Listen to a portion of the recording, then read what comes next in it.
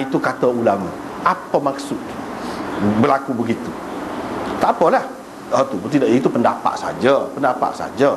Yang jelas kepada kita, jangan kita kalau ada sebutlah nama, jangan kita pandang serong terhadapnya. Tak caralah siapa-siapa. Sebab apa? Itu cerita satu masa, bukan sepanjang hayat gitu. Kalau kata dalam hadis ada sebut munafik, munafik tu tiba-tiba di tempat lain sebut nama sahabat, kita kena sangka baik. Jangan kata sahabat pun ada juga munafik. Jangan kata lagu tu. Sebab munafik ni dia sifat. Supaya kufur sifat, dia boleh hilang. Pada ketika tu memang munafik. Munafik pun ada juga yang bertaubat, lepas tu tidak munafik. Boleh. Sampai ke peringkat munafik pun boleh, dan dia boleh berubah. Jangan kita kata ini dalil menunjukkan bahawa sahabat ni ada munafik. Munafik itu suatu ketika orang kata sahabat tu tidak munafik dah lah, kemudiannya. Jangan kita ingat kata ni tak boleh. Jangan. Kalau ada sebut nama, kena beringat. Dalam hadis ni kena beringat. Dia main-main boleh jadi rosak pula kita. Dia suka buruk, tak tentu pasal. Kalau tak ada, sudah dapat dah maklumat, hukum, pengajaran sudah dapat dah. Macam di sini. Tetapi ulama yang sebut dalam hadis lain tu lagu mana? Tak apa, tapi dengan jaga adabnya. Itu adab. Kita kena beradab dengan sahabat-sahabat, dengan orang-orang dulu yang telah berjasa dalam agama ni. Kita kena beradab.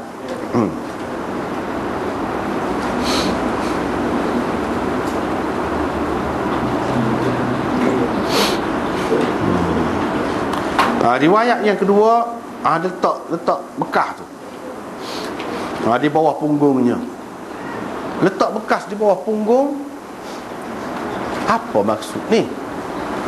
Letak bekas ni, kita kata, kalau kita kata pakai kain yang khusus tak apalah. Ni kalau bekas, mestilah kita kata dalam bentuk ketul ke apa ke, kita kata. Ataupun seperti bekas di hospital tu untuk orang sakit tu kan.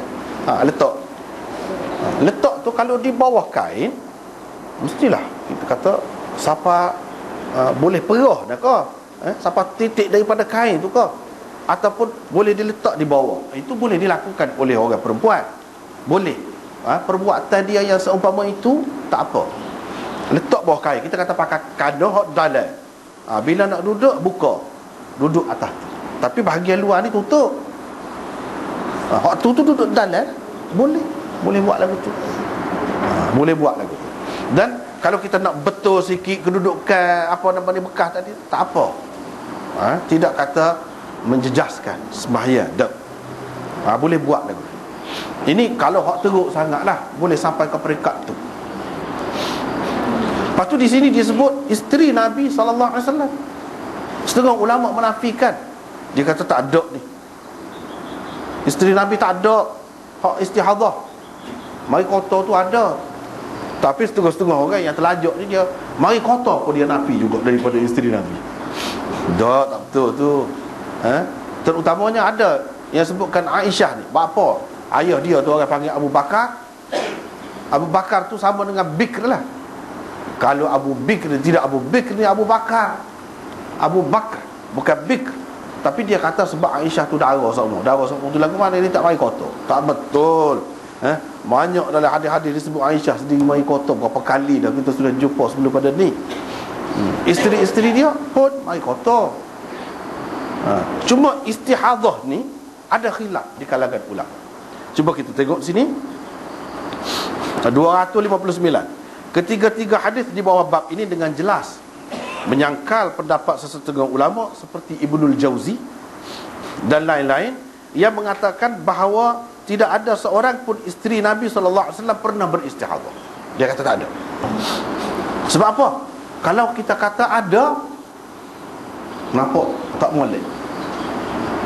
Tak molek sebab apa? Dalam hadis ada sebut darah yang keluar istihadah tu innama hiya raqdatun minasyaitan atau nazghatun minasyaitan. Itu adalah tendangan syaitan. Darah Istihadhah tu tendangan syaitan kata dia, ataupun gangguan syaitan. Adakah isteri Nabi ni syaitan sampai boleh ganggu sampai ke dalam rahim dia? Hak Nabi SAW duduk tidur sekali tu, adakah lagu tu? Tak pernah sabar. Atas dasar tu dia tolak. Sebab ada hadis yang menunjukkan begitu. Padahal maksud hadis tu lagu lain. Lagu lain.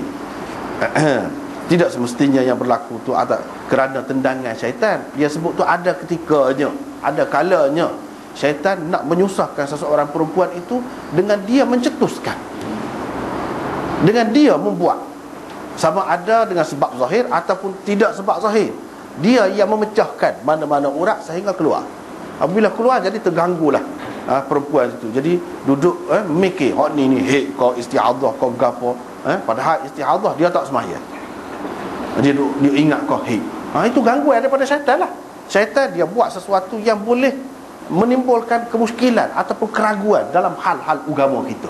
Dia suka benar, dia ambil peluang di situ. Itu maksud raqdatun minasyaitan, bukan dengan maksud mana maksud rahim mereka itu tempat jin tendang. Tidak dengan makna lagu tu.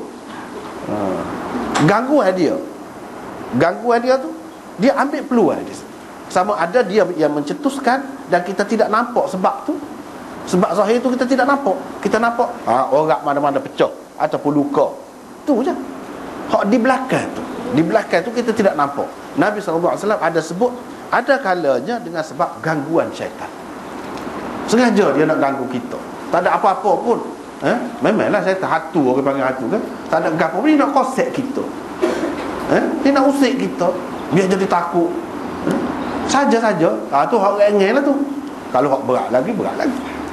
Dia nak suruh, terutamanya berkait dengan agama, hal-hal agama, tentang sembahyang, tentang apa, dia nak benar lah. Biar kita jadi ragu, biar kita jadi tak dapat nak pastikan ni mana, biar timbul was-was. Dia suka benar. Itu maksud Nabi SAW. Sebab apa? Tak betul. Ni hadis Bukhari. Hadis Bukhari ni paling tinggi. Dia sebut isteri Nabi yang beristihadhah, menunjukkan isteri Nabi ada beristihadhah. Ada beristihadhah. Jangan kita ingat apabila kata isteri Nabi dia beristihadhah, istihadhah sepanjang hayat dia. Pernah beristihadhah. Apabila jadi isteri Nabi SAW, orang ambil berat. Tahu. Sebab apa? Dia ada kaitan dengan pengajaran agama juga. Bila isteri Nabi, orang ambil berat. Berlaku mana dia sembahyang kau tidak. Sebab apa? Untuk paduan agama untuk orang kemudian. Sebab tu yang ambil berat tu, yang jadi tahu tu. Kalau tidak, benda tu benda sulit kan, siapa dia nak tahu. Sampai sekarang ni pun kalau benda-benda lagu tu, doktor lah tak yang tahunya. Kalau pergi jumpa dengan doktor tu tahunya. Ada catatan dia, orang ni sakit apa-apa tu. Kalau orang ramai ni nak tahu apa, untuk apa, tak ada maksud. Tetapi kalau isteri Nabi SAW ada maksud. Kalau orang lain tahu sampai bila-bila pun mustahak, perlu tahu.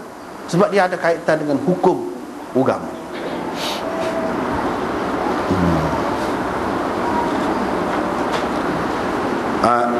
Ibnul Jauzi maksud dia nak membersihkan kedudukan Nabi itu tak sesuai bini dia gini-gini. Seperti dulu kita sudah jumpa dah kan, perempuan masalah ihtilam tu, masalah mimpi bersetubuh. Adakah isteri Nabi ni mimpi bersetubuh sehingga keluar air mani? Kebanyakan ulama menafikan. Dia kata tak ada. Sebab apa? Sebab kalau bersetubuh dengan siapa? Walaupun dalam mimpi, kita kata mimpi tak kira, tak salah tu. Tak salah pun dia isteri Nabi. Kedudukan dia tu tidak serupa orang ramai. Dengan sebab tu kita kena jaga.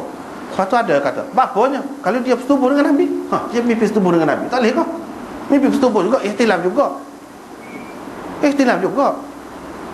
Ihtilam ni yang boleh berlaku kepada manusia biasa, hak tidak berlakunya kepada Nabi. Hak tu je. Tapi kalau Nabi pun berihtilam misalnya dengan isteri dia, apa salah? Tidak salah. Bukan dalam mimpi. Kalau sungguh pun tidak salah apa-apanya. Itu dulu kita sudah bicara. Supaya juga ni untuk menjaga kedudukan Nabi itu. Sebab itulah penting benar ni kedudukan Nabi, kedudukan isteri, kedudukan sahabat, kedudukan dia kena jaga belakang. Nasabah ke tidak benda ni dengan orang ni. Bernasabah ke tidak dengan Nabi.